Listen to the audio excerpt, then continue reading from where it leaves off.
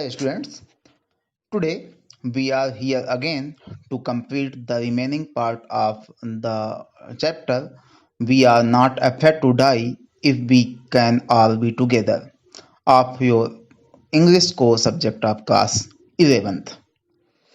Okay, so the next paragraph is the night dragged on with an endless, bitterly cold routine of pumping, steering and working the radio. We were getting no replies to our Mayday calls, you can note down, which was not surprising in this remote corner of the world. Sue's head had swollen alarmingly. She had two enormous black eyes, and now she showed us a deep cut on her arm. When I asked why she hadn't made more of her injuries before this, she replied, I didn't want to worry you when you were trying to save us all. Okay, so in these two paragraphs, there is a word used, and that one is Mayday calls. What is the meaning of Mayday calls? Mayday call means words used to signal ships stuck in a disastrous situation through radio. Means it is some sort of emergency codes which um, is sent over the radio when any ship or other aircraft carriers struck in disastrous situation. Okay, the explanation of these paragraphs are the narrator and the crewman operated the ship whole night with the endless routine of pumping out the water. They steered the wheel and worked on with radio. There were no replies to their signals sent over the radio as they were in the remotest part of the world because they were far from the habitable uh, lands. Sue's head was now more swollen, and she had two black eyes with a deep cut in her arm. When upon being asked why she did not tell him about her injuries earlier, she said that she did not want to worry him as he was trying to save all of them. Okay, the next paragraph is by morning on January 3, the pumps had the water level sufficiently under control for us to take 2 hours rest in rotation. But we still had a tremendous leak somewhere below the waterline, and on checking, I found that nearly all the boat's main rib frames were smashed down to the knee. In fact, there was nothing holding up a whole section of the starboard hull except a few covered partitions. We had survived for 15 hours since the wave hit, but Wavewalker would not hold together long enough for us to reach Australia.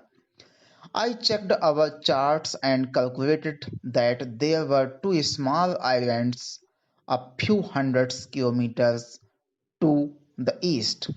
One of them, Isle Amsterdam, was a French scientific base. Our only hope was to reach these pinpricks in the vast ocean. But unless the wind and seas abated so we could hoist sail, our chances would be slim indeed. The great wave had put our auxiliary engine out of action. Okay, in these paragraphs, there are also some words which meanings you are to learn. The first one is smashed. Smashed means badly broken or badly hit. Keel.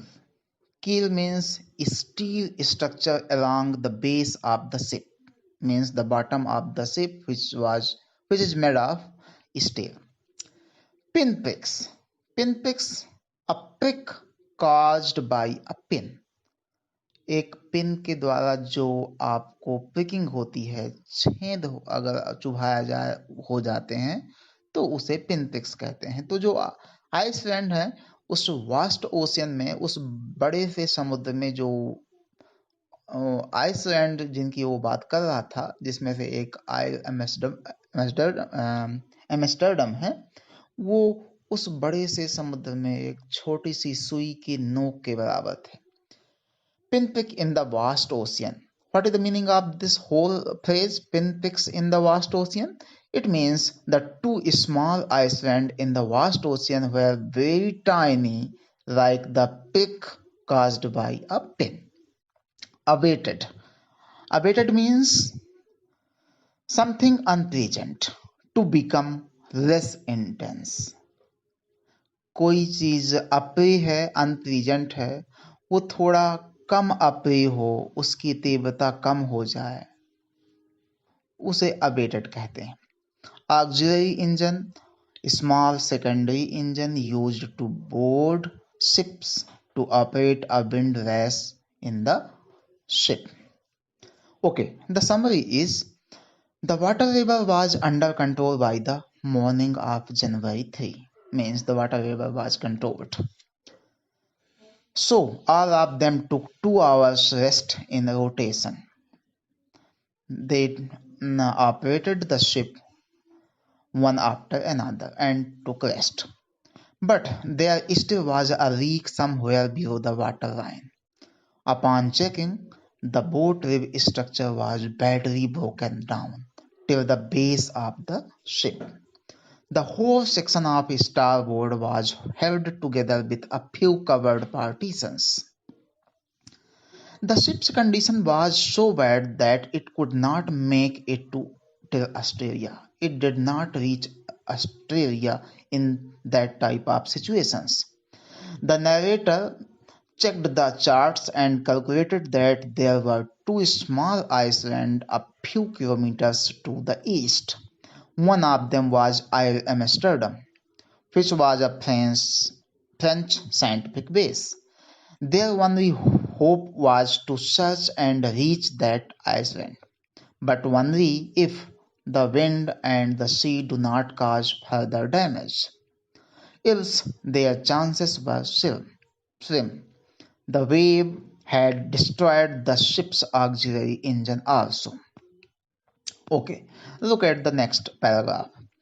On January 4, after 36 hours of continuous pumping, we reached the last few centimeters of water.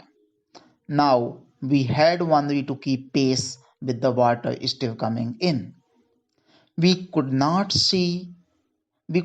set any sail on the mainmast.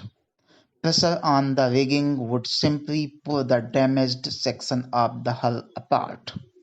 So we hoisted the storm jib and headed for where I thought the 2 islands were. Mary found some corned beef and cracker biscuits, and we ate our first meal in almost 2 days. But our respite was short-lived. At 4 p.m. black clouds began building up behind us. Within the hours the wind was back to 40 knots, and the seas were getting higher. The weather continued to deteriorate throughout the night, and by dawn on January 5, our situation was again desperate. Rigging. There are some words here. The first one is rigging. Rigging means the ropes and wires supporting the structure of the ship. The ropes and the wires supporting the structure of the ship. Hull. Hull means, as you know, the framework of the vessel or ship. Respite, a short period of rest, that is called respite. Respite means a short period of rest. And the next one is deteriorate. Deteriorate. Deteriorate means get worse या get worsened और खराब होना. Okay, so the summary of these paragraphs is कि उन्होंने 36 घंटे 36 और लगातार pumping करने के बाद जनवरी 4 को वाटर लेवल उनका लगभग शिप में कुछ सेंटीमीटर ही बचा था. मतलब वो वाटर लेवल काफी कंट्रोल था. अब उनको केवल इतना पंपिंग करनी थी कि वो जो पानी आ रहा था उसको कंट्रोल में रख सकें. They could not set sail on the mainmast. They only hoist the storm jib. वो मेन मास्ट को नहीं चलाए, केवल एक छोटी सी जो जिब होती है, सेल होती है, उसको उन्होंने चलाया. And sailed toward the two small islands. They had their first meal in 2 days. Some corned beef and cracker biscuit found by Mary. Means they had not eaten anything in these last 2 days till that time. The rest period was short-lived, as black clouds built up around 4 p.m. The wind was now 40 knots, and the sea was getting higher. The weather got worse, and by the early morning on January 5, the situation was bad. उनकी जो respite थी, उनका जो आराम का क्षण था वो बहुत कम था. 4 बजे शाम के आसपास फिर से काले काले बादल घिर गए और हवा भी 40 नॉट के आसपास चलने लगी. और शाम होते होते जनवरी 5 के अर्ली मॉर्निंग तक वेदर सिचुएशन बहुत खराब हो गई. Okay, the next one. When I went in to comfort the children, John asked, "Daddy, are we going to die?" I tried to assure him that we could make it. "But, Daddy," he went on, "we are not afraid of dying if we can all be together. You and Mummy, Sue and I." I could find no words with which to respond, but I left the children's cabin determined to fight the sea with everything I had. To protect the weakened starboard side, I decided to heave to with the undamaged port hull facing the oncoming waves. Using an improvised sea anchor of heavy nylon rope and two 22-liter plastic barrel of paraffin. That evening, Mary and I sat together holding hands. As the motion of the ship brought more and more water in through the broken planks, we both felt the end was very near.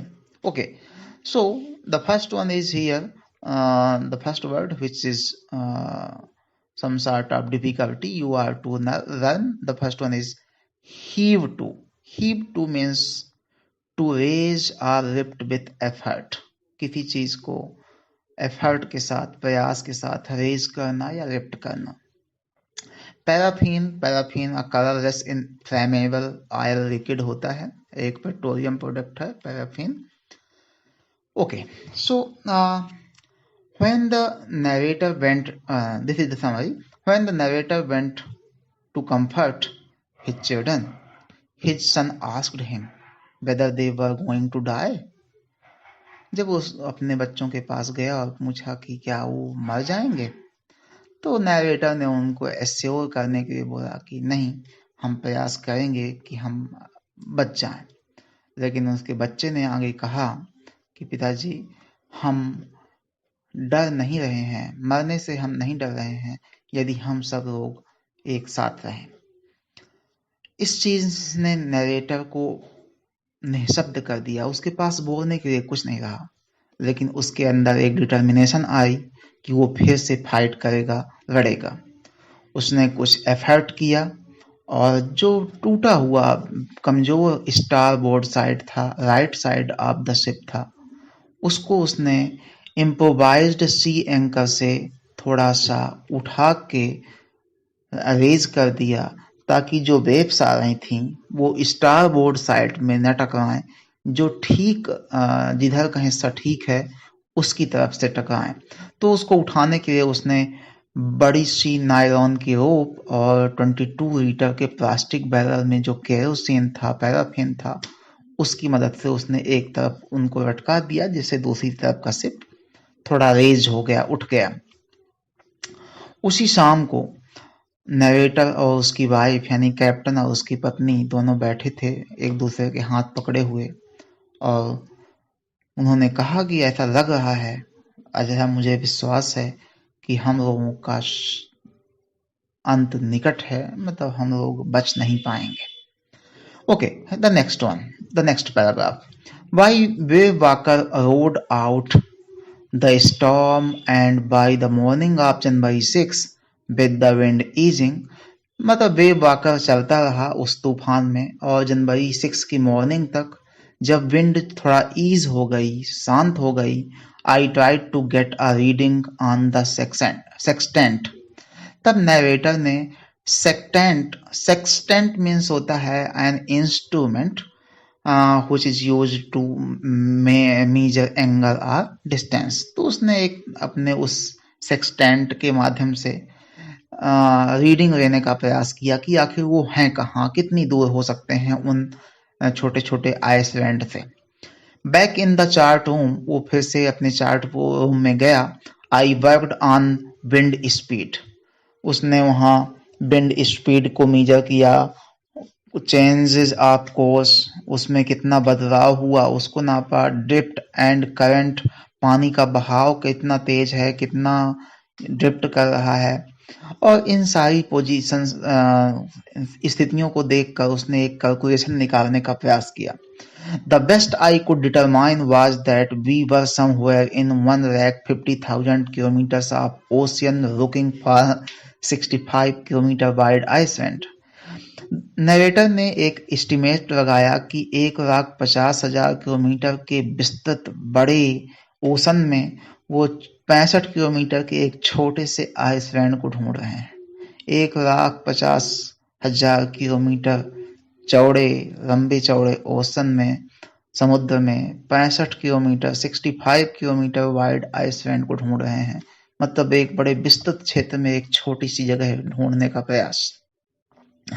While I was thinking, जब मैं कुछ विचार कर रहा था, शू moving painfully, तो उसकी जो लड़की थी वो डिफिकल्टी के साथ चलती हुई आई और joined me. The left side of her head was now very swollen, और उसका लेफ्ट साइड का हेड अब काफी सूज गया था। And her blackened eyes narrowed to slit, और उसकी आंखें जो काली हो चुकी थीं इतनी नैरो हो गई थी, फूल कर इतनी सूज गई थी कि उनकी आंखों की दोनों पलकों के बीच में एक स्लिट, एक लाइन, लकीर जैसी, कट जैसा बस दिख रहा था। She gave me a card she had made, उसने मुझे एक कार्ड दिया जो उसने बनाया था। ऑन द फ्रंट, उस कार्ड में सामने की तरफ, she had drawn caricature. Caricature means होता है एक व्यंग चित्र, सिंपल भाषा में कहें तो कार्टून जैसा कैरेक्टर उसने बनाया था, मतलब अच्छी डिजाइन नहीं थी, बस एक स्केचिंग थी।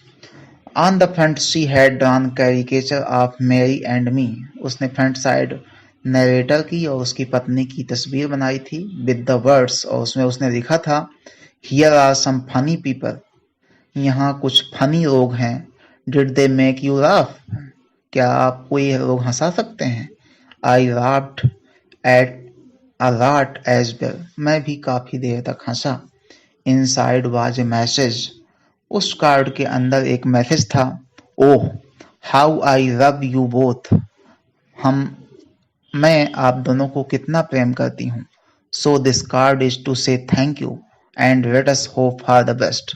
इसलिए ये कार्ड एक थैंक यू नोट है और हम आशा करते हैं कि सब कुछ ठीक होगा. Somehow we had to make it. किसी प्रकार से हम जीवित बच जाएंगे. उसके आगे है paragraph. I checked and rechecked my calculation. Means the narrator checked and rechecked his calculation. अपने कैलकुलेशन को बार बार उसने चेक किया. We had lost our main compass. उनका जो मेन कंपास था जिससे वो डायरेक्शंस और मैग्नेटिक इफेक्ट्स नापते हैं वो लॉस्ट हो गया था, खो गया था. And I was using a spare. और मैं एक जो बचा हुआ था एक कंपास उसको यूज कर रहा था. Which had not been corrected for magnetic variation. जो कि वहाँ समुद्र के चुंबकीय बदलावों के लिए सही संतुलित नहीं किया गया था. उसमें बदलाव नहीं किए गए थे उस प्रकार के. I made an allowance for this and another estimation. Made an allowance for this means होता है पॉसिबिलिटी ऑफ समथिंग. उसने एक संभावना जताई, एक अनुमान लगाया of the influence of the westerly current. पश्चिमी जो धाराएं होती हैं, पश्चिम की तरफ से जो करंट आ रहा था, पानी का बहाव आ रहा था. which flows through this part of the Indian Oceans. जो कि भारतीय प्रशांत हिंद महासागर में अक्सर चलता है. About 2 p.m. लगभग 2 बजे के आसपास I went on deck and asked Larry to steer a course of 185 degree. वो 2 बजे के बाद कहता है कि मैं वहाँ डेक में गया शिप में और लैरी से बोला कि शिप को 185 डिग्री 185 डिग्री स्टीयर कर दीजिए, मोड़ दीजिए, घुमा दीजिए. इफ वी वर लकी, यदि हमारा भाग्य साथ दिया. I told him with a conviction I did not feel. मैंने बड़े साहस के साथ कहा जबकि उस पर मुझे स्वयं विश्वास नहीं था. He could expect to see the Iceland of about 5 p.m. मैंने कहा कि अगर 185 डिग्री आप शिप को रोटेट कर दें तो अगर हम लोग लकी हैं, जिस पर मुझे स्वयं विश्वास नहीं है, तो 5 बजे तक हम आइलैंड में पहुंच सकते हैं. Then with a heavy heart I went below. और उसके बाद भारी मन से, भारी दिल से, बुझे हुए दिल से I went below, नीचे गया. Climbed on my bunk. और अपने बंक मीन्स होता है सोने की बर्थ, जहाँ सोते हैं लोग, तो वहाँ गया. And amazingly dozed off. और बड़े अचरज की बात ये थी कि मुझे नींद भी आ गई. डॉज्ड ऑफ, नींद आ गई. When I woke it was 6 p.m. जब मैं उठा तो 6 बज गए थे शाम के. And growing dark. और अंधेरा होने लगा था. I knew we must have missed the Iceland. मुझे लगा कि शायद हम लोगों ने आइसलैंड मिस्ड कर दिया होगा, क्योंकि हमने 5 बजे तक पहुंचने का अंदाजा लगाया था और ये 6 बज गए. And with the sail we had left. और जितना हम दूर वहां से निकल आए हैं, we could not hope to beat back into the westerly wind. हम दोबारा पश्चिम तरफ से आने वाली हवा को बीट करके वापस जा भी नहीं सकते. एट दैट मोमेंट, उसी समय, टाउजर्ड हेड माई बंक, उसके बर्थ में उसको महसूस हुए. Can I have a hug. Jonathan कहता है कि पिताजी क्या मैं आपको गले लगा सकता हूँ. Jonathan asked. She was right behind him. और उसकी बहन भी उसके पास ही थी.